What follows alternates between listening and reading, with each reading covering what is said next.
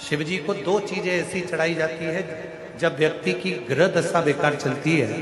जब व्यक्ति को यश नहीं मिलता है, जब व्यक्ति को सम्मान नहीं मिलता है, व्यक्ति एक ही जगह अटक कर रह जाता है, उसको सफलता नहीं मिलती है, जब व्यक्ति को बार बार अपयश मिलता है, जब व्यक्ति को बार बार टेंशन आता है, वो डिप्रेशन में पड़ा रहता है, चिंता में पड़ा रहता है, तो शिव जी को केवल दो चीजें ऐसी चढ़ती है जो हमारे भीतर के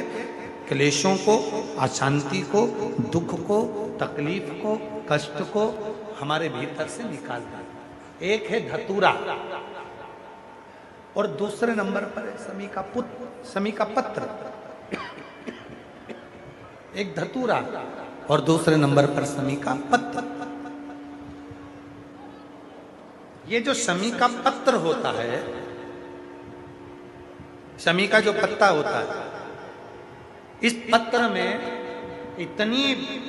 प्रबलता होती है समी के अंदर कि जैसे कहते हैं समी की जो लकड़ी होती है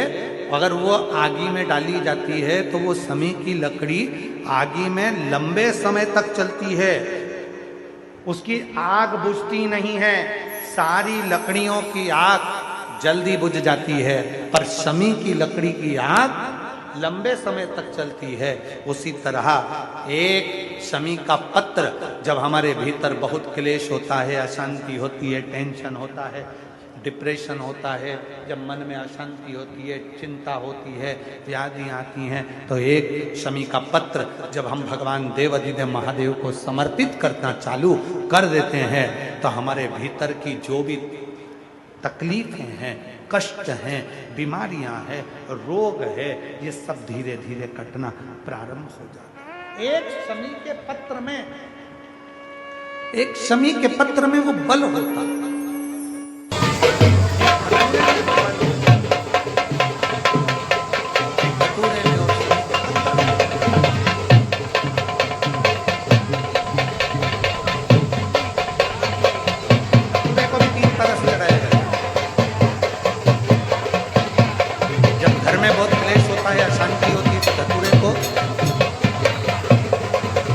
चढ़ाने के बाद शिव जी पे जल चढ़ाया जाता है।